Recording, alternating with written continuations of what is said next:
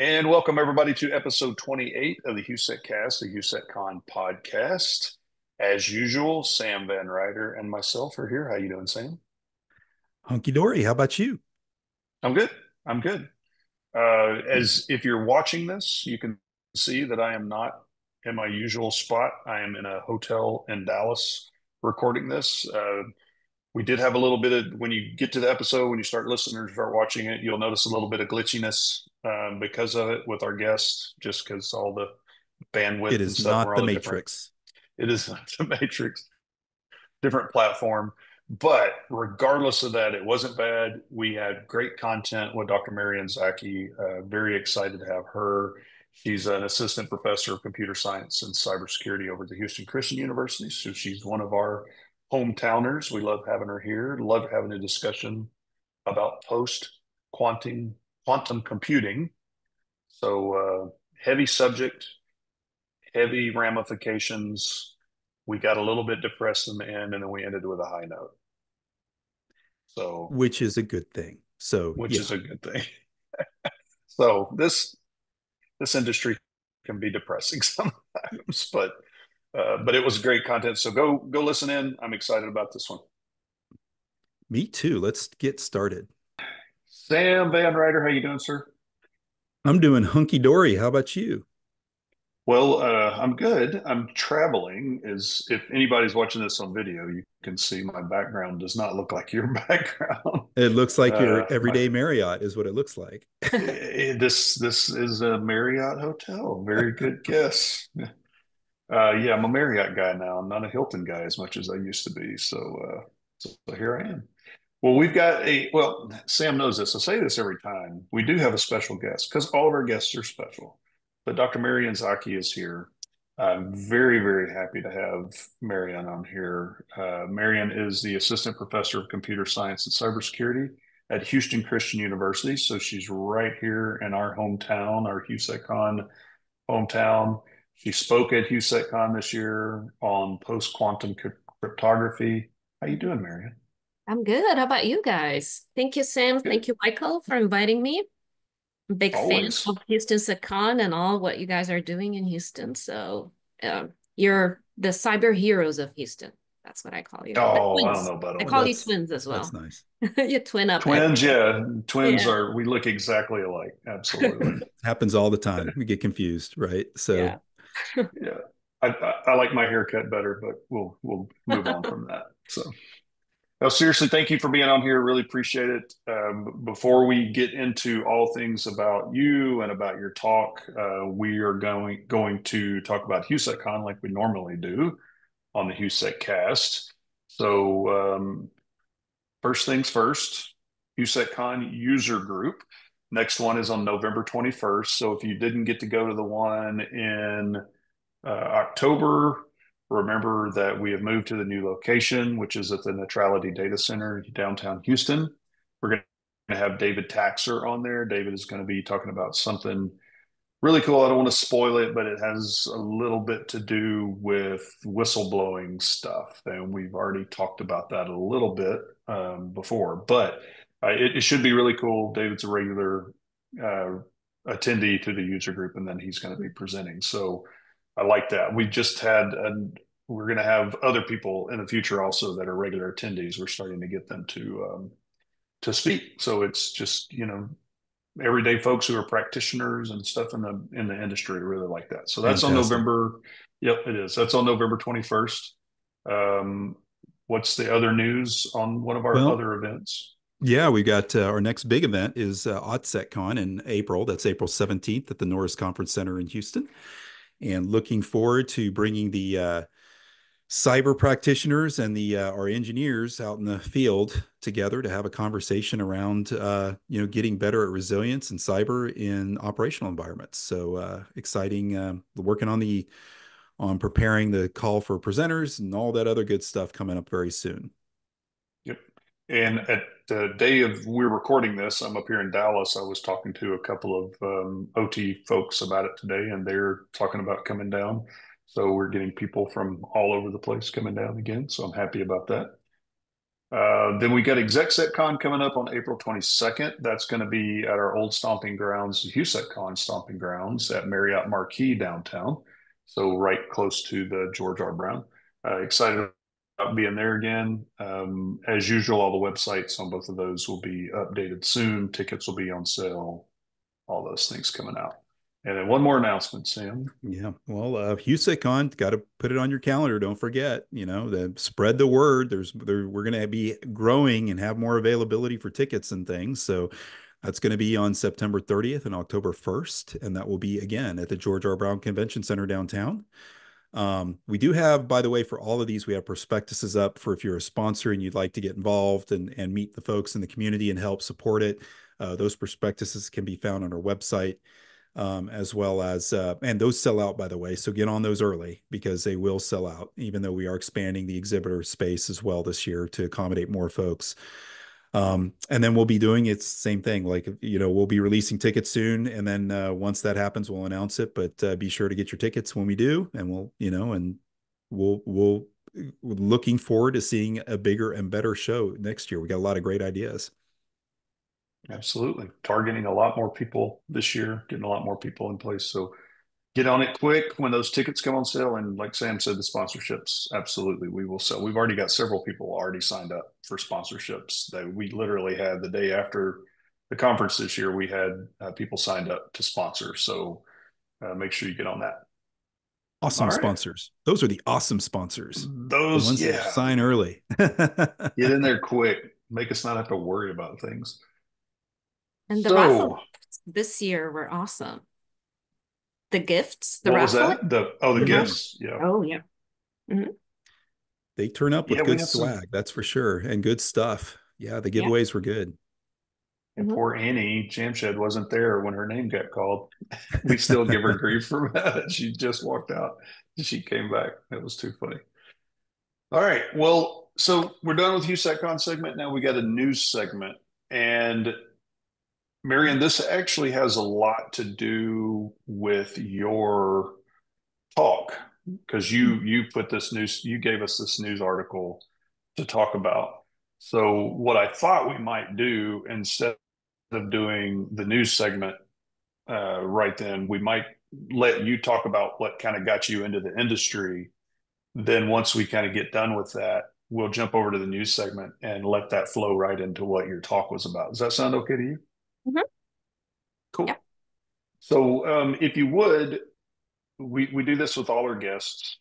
We'd like to know what got you into what you're doing. Why? I mean, you've got a lot of background and you can explain all of that. And if people watch your talk, you do a really good introduction on yourself.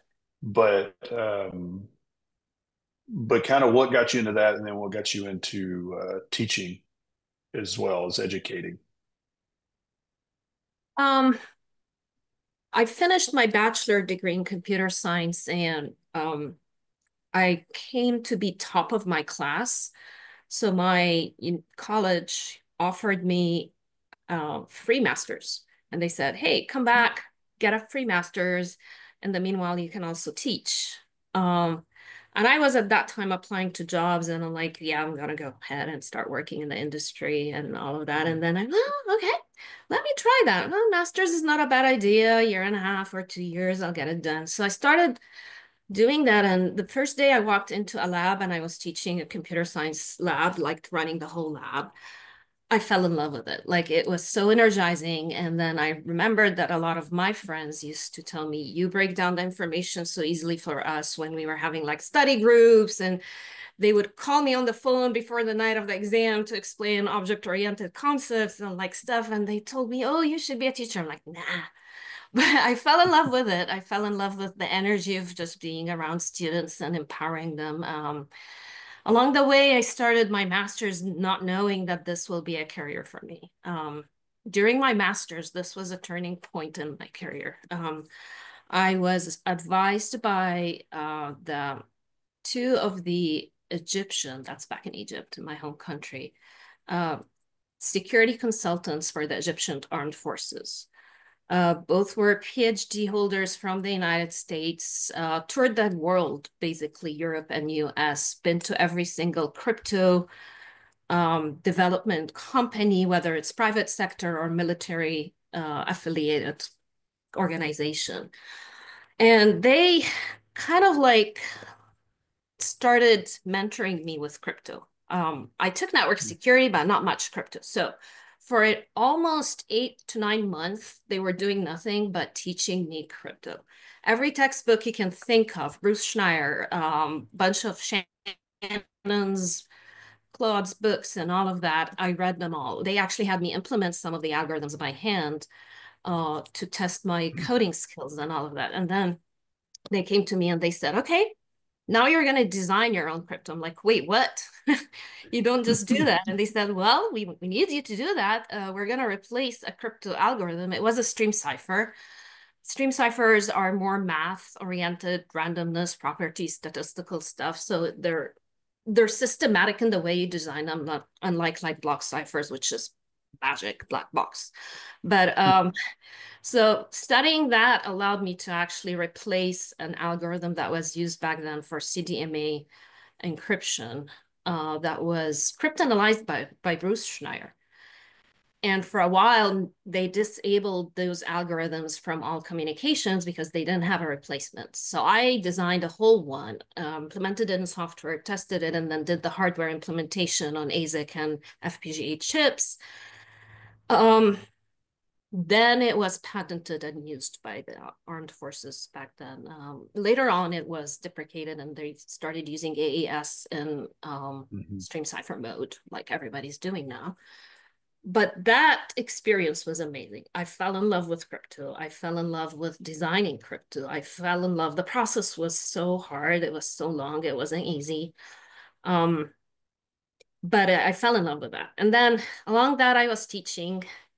And so they're the ones who encouraged me. I was going to continue my PhD back there in Egypt.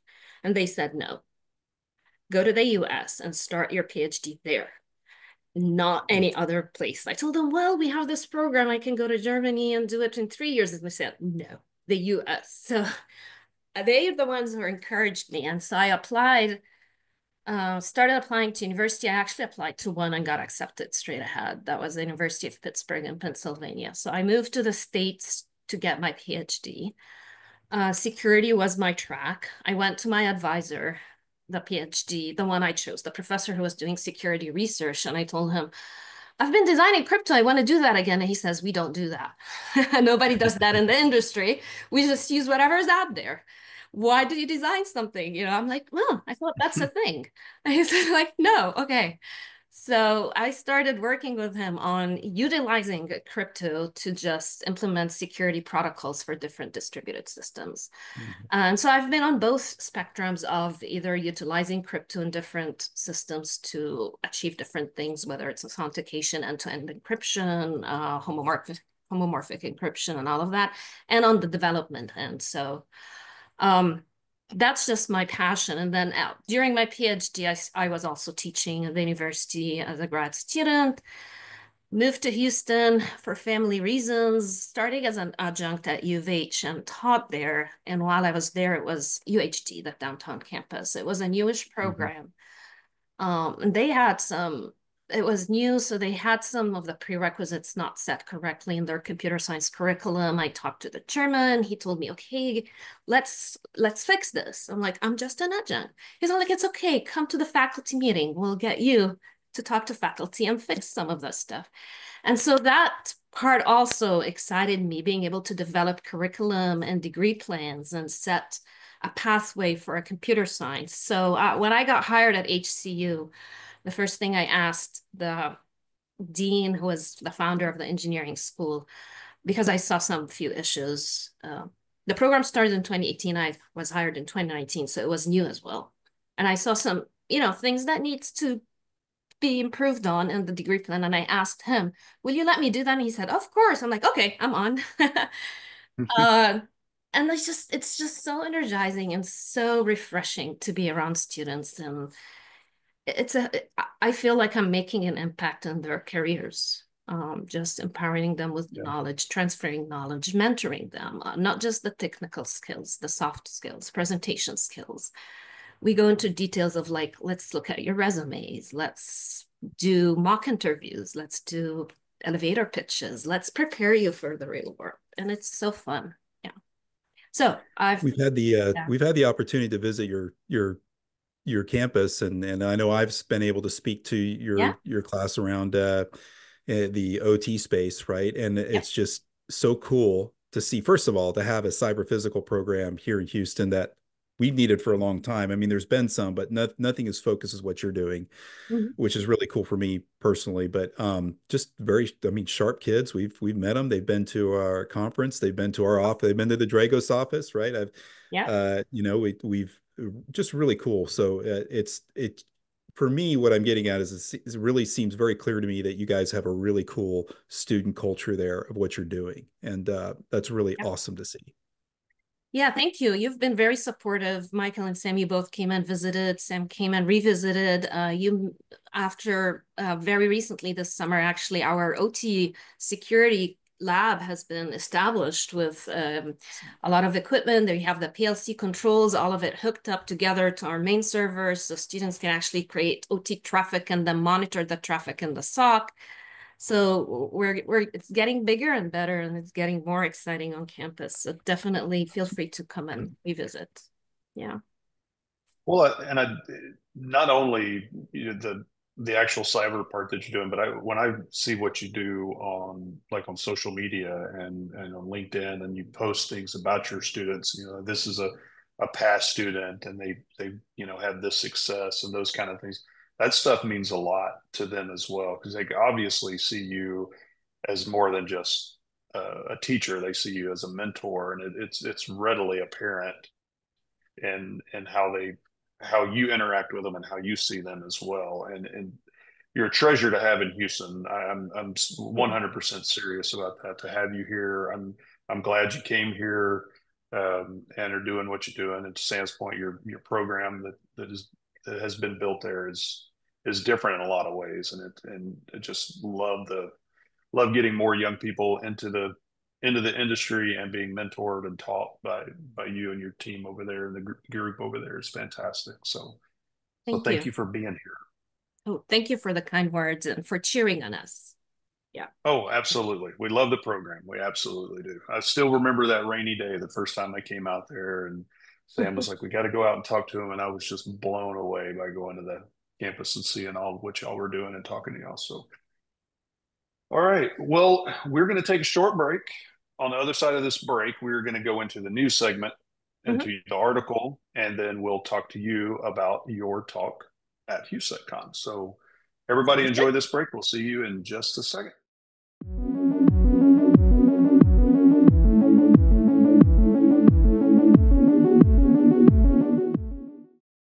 And we are back. Hopefully everybody enjoyed the break, got some water or coffee or something.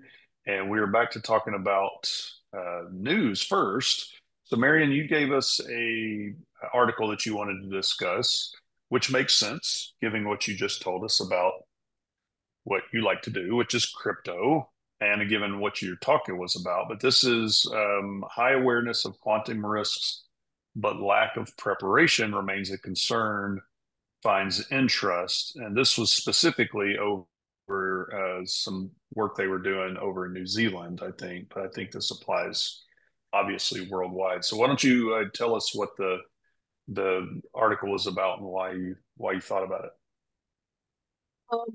After I gave my talk at HOU.SEC.CON, I was surprised that a lot of folks came to me and they said, we did not know about this. And they were referring to the latest updates on post-quantum cryptography that was just released over the summer by the Washington, D.C. public law in July. And then according to what the NIST published as well, they published the regulations and laws for migrating to post-quantum crypto. And it's set in stone now. Everybody needs to be migrating. The NIST approved the 3 finalists, and it's like right now, start migrating to those crypto algorithms that are post-quantum algorithms.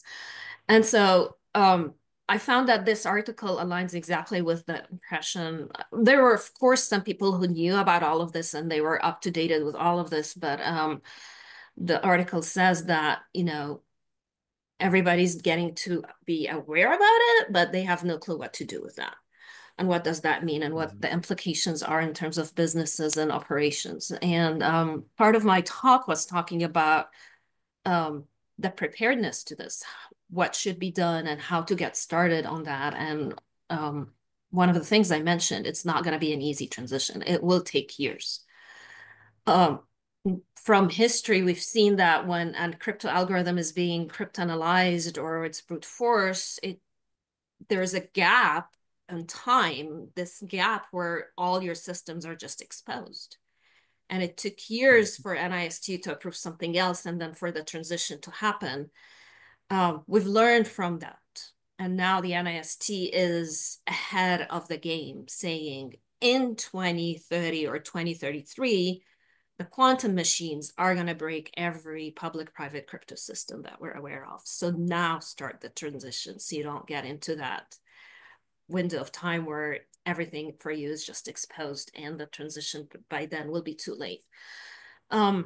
So a lot of things I talked about in the presentation is what needs to be done. Asset management, know where your assets are. Everybody in cybersecurity talks about asset management, but we talk about IT infrastructure or OT.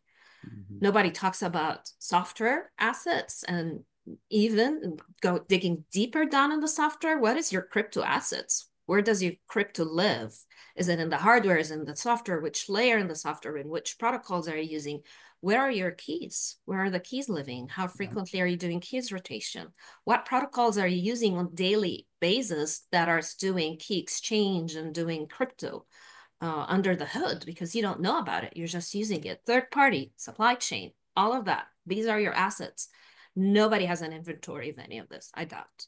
This is the time when every organization needs to start building a very clear inventory of all their crypto assets and keys and algorithms that they're using, and then come up with a plan of what systems we're going to migrate first. So prioritizing the systems, finding out which systems use public-private keys, and those are the ones that need to be migrated first. We're not worried about symmetric keys yet, but if you're encrypting your symmetric shared keys with public key, then those needs to be also re-encrypted with post-quantum. Finding which pieces of data have a lifespan that's going to extend beyond 2030, 2033. You know, all personal identifiers. Those are things that are not going to expire anytime soon. Those are the things you need to re-encrypt with post-quantum crypto. And the elephant in the room when we talk about crypto agility, systems don't really, we're not built with crypto agility, most of them. It's not easy to just go into this code and the application code and swap an algorithm and put in another algorithm. Systems were not designed with that in the older systems, of course. Yet a lot of protocols do, like TLS protocol is built with crypto agility in it. That handshake that happens at the beginning where the client and the server get into agreement on which crypto they're going to use, that's the perfect definition of what crypto agility should be. But that's just one protocol out of a bunch of others and a bunch of hard-coded pieces of crypto and libraries that now going to be deprecated and replaced by other libraries. And it's going to affect all the way down to at the code level for the software development. And this is the time when, if you're going to revisit all of this, now it's time to build it with crypto agility. Now that it's time to restructure the software, make it modular, make it more abstract, where we never know what's going to happen again in the future when we need to even swap things again and again. And so this is the time where we pay for our technical debt by going back and restructuring things. And that's not going to be something will be done overnight. So definitely time for everybody to come in together and start building a plan for migration. Include all of these aspects, start talking to the vendors, start talking to your software companies that are building your software tools, your web applications, your transactions, all of that. figure out how are we gonna, and a lot of companies started. Chrome has started embedding for HTTPS communications post-quantum in it. Until everybody reaches a point of, okay, we're supporting this, then we can start communicating with that. But making it like in pieces is not going to work. But it's good for every piece to start the migration process so we get to a consensus point where we can talk. Yeah. Because I mean, honestly, this is 2024, almost 2025. Mm-hmm. 2030 and 2033 are not Or far not to away find. at all. And I both love and hate your point about the debt because we're absolutely I ton of customers that I've seen and just companies in general don't have basic even key management in place for web apps that every one of the developers are doing something on their own, or they're using if they're deploying this in the cloud, that they're using a key management system that the cloud gives them, and those have their own issue because if you're using a cloud management or cloud key management, you don't technically have very Own good it. control of your keys. You Mm-hmm. don't own it. So I literally just advised that at the user group, and we were talking about one of the discussion topics, and I said everybody, or actually it was in the main topic that our speaker was giving was you've got to be worried about your keys, and you got to have a key management system that's external to those clouds, or you can easily get that taken away from you. People can get into that. They can subpoena those things, all of those things. Mm-hmm. So people don't even have those things in place, those basic pieces, that asset management, to your point. I love the fact that this article, and we've kind of, migrated into your talk, and that's completely fine. But I love the fact that people are becoming more aware of it. I Yeah. do think the fact that if we've got browser support for it, and browsers are where the majority of the business is going to be done, if, probably 95% of the business, if not already, is already done, either browsers or mostly browsers, then if they are forcing that support where they won't support something else later on, similar to what they did just to get HTTPS, Right. where you've got to have encryption of some kind, security of some kind. Then I think that'll help it, but you're still going to have a lot of people that won't get there, Mm-hmm. and it's going to be interesting to see what kind of mad scramble there's going to be the closer we get. Um, 2032, maybe I'll be getting close enough to retirement where I can just look back and laugh at everybody, and hopefully my stuff doesn't get, my bank You want to doesn't make get sure back. your social security check Right. needs to be encrypted, right? So yeah, it's still important, right? And well, I guess, and that's the other thing is, and that's the thing that comes to mind for me with quantum is, as fast as AI has moved all of a sudden, like there's a bell curve where it's just rocketed off. And if you read about quantum computing a year ago, there was a lot of talk about, oh, this is decades away. And now Oh, yeah. every time I read an article, it's a little bit closer. Yeah. And not by a year or two, but like, oh no, it's 5 years closer, 10 years closer. And then you're going, oh crap. Yeah, we probably should get ahead of it.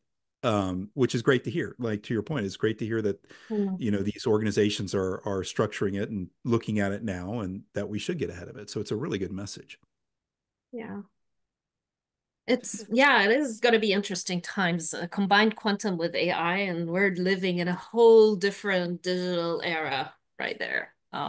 We might not have to worry about it, Marian, I because hope Skynet will so. take Well, over, my and my kids will worry about it, maybe. I don't know. our robot overlords will tell us what needs to be That would encrypted, be and nice too. That would be won't have to worry about it. I yeah. can't wait till I get that Woot email with the new with the closeout of the quantum computers that people don't, the you can get for $500. I'm just waiting for those to come my way, right? Oh, they're So coming out. Intel is producing Yeah. their Intel chips with silicon technology, silicon wafers, and it's a 12 qubit, the one that they have now. And they're shipping it to research and organizations to play with it. So it will become commodity very soon. That's one of the things why people kept pushing that, oh, this is fantasy. This is not going to Yeah. happen.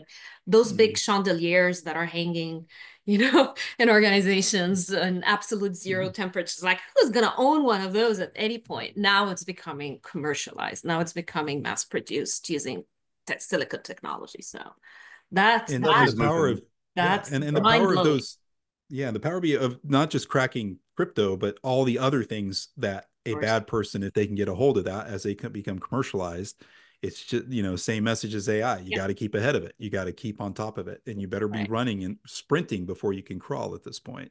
So Right. you don't get behind the eight ball. Yeah. Well, we've already got AI that's getting squeezed down enough to get it on our phones and on our, I Mm-hmm. mean, even without having full cloud support. I mean, you're able to do a lot of stuff on the computer and on the endpoint, and you combine that with quantum computing, and it does have some scary implications, exciting but scary implications. But well, all we can do is try to get ready, Marian, and push it for people. The whole data security concept in general needs to be pushed anyway, and there's a lot of new technology that's out these days to be able to find a lot of the data that you may not even know you have. So I think there's good and bad there, where some of the basic things like you're talking about, asset management and data discovery and data classification, couldn't even happen in the first place in a real efficient manner. And now with APIs, modern access like that,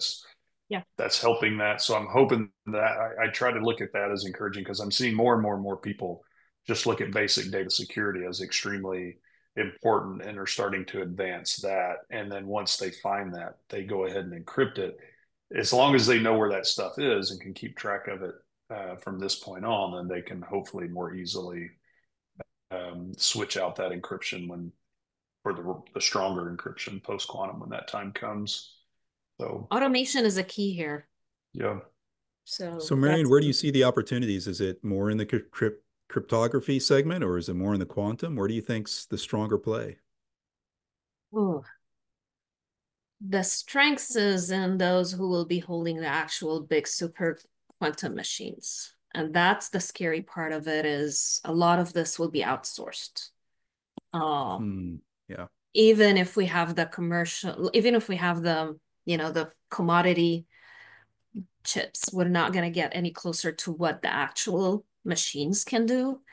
And those are in the hands of few, not few, globally, but um, capitalism is going to come in very big here. So we're seeing decline in cloud. It's going to pick up again. And I think it's a strategy that a lot of cloud organizations are jumping into investing. Like, why are they investing billions of dollars? Because this is what's going to be the money generation part for them in the future. They will drive the industry. They will drive a lot of the decisions that are being made. But on the other end, DevSecOps needs to be aware of this. Developers need to be aware of, whether we're encrypting on premises, whether we're encrypting in transit or at trust on the cloud. Um, we need to know our assets. We need to know who owns what, as you said, data classification. What are we re-encrypting? What are we leaving it as it is for now? And then again, it's a mix of both. Everybody needs to be in this, and yeah. Yeah, it's the basic things It's that need time to for get everybody done to come before. together, right? This is not the time to work in solos or isolation. So that's one of the things I mentioned in my talk. For CISOs, start the conversations with every single team in your organization, whether they're developers, third party, blockchain, all your supply chain. Look at all that. But cryptocurrencies, I don't know who's going to do that. I have no clue. The cryptocurrency community should come together and do something about it. You don't want your money to be gone in no time. So yeah. Yeah, we're in a society that's more divided than it's ever been. Hopefully, we can use this to come together So, and get stuff fixed. Yeah, I agree. right. And looking at the worldwide investments that are happening in this, China and Europe is really head spearing the investment in crypto. And so, um, As a matter of fact, US ranks like fourth or something. So there are countries that are ahead of us, and that's not okay. No, that's not good. Yeah. So, yep. Well, we usually leave these on depressing notes, so I'm going to go ahead and Oh. stop. No. This is Unfortunately, good news. We're not there yet, so we have time to. no. Yeah. Everyone has an action item. If you're listening to this podcast, you know what to do. So Exactly. Yeah, there it is. Go study your crypto. absolutely. And we've got a great resource right here. If you want to ask Marian, I'm sure she can Oh be yeah, willing feel to free. help. I can send resources, documents your way, things that could help, like playbooks for how to get started, and I have the very good resources to share with anybody. So yeah, absolutely. Yep. And Fantastic. everybody go watch Marian's talk, and that'll be linked, and that'll get you in a good starting point to see what she's talking about and what you need to be concerned with, and then we can help share those resources out as well. So, Dr. Marian Zaki, thank you so much for being on here. Really, really appreciate it. Appreciate your talk. Again, love having you here in Houston. Thank you for all you do for the community here and being a part of it. And thank you for being on our podcast. Thank you. Thank you, Sam. Thank you, Michael. Thank you for what you're doing for the Houston community. You've brought everybody together. We're talking about not working in silos. You broke those silos by HOU.SEC.CON, by HOU.SEC.CON, HOU.SEC.CON, and the podcast and the user groups. It's just a beautiful community that I've got to be part of and to know because of you guys. So thank you. Thank you very much. Love the kind words. Thank you. Mm-hmm. Sam, I don't know what we can add to that. That gives me chills, man. That made me feel great. Yeah, we're ending it on a happy note. See? I know There you that's the go. high note. I was going to say, That's see, the high note. see, look what she did. We may have to have her on every podcast now, just so I think so. I give you the permission to replay this. I'll just keep this on going around on my phone all the time in my earbuds. Please keep doing what you're doing, and I hope every state would have the two of you replicated there if we can clone you, because I feel this is amazing what you've done here. Yeah. Well, thank you. Appreciate that. Okay, Sam, any final parting words there? No, I think it's enough food for thought to log off and think about it. Good point. All right. Well, everybody, thank you for being on episode 28 with us and Dr. Marian Zaki. We will see you on episode 29 very soon. Thanks, everybody.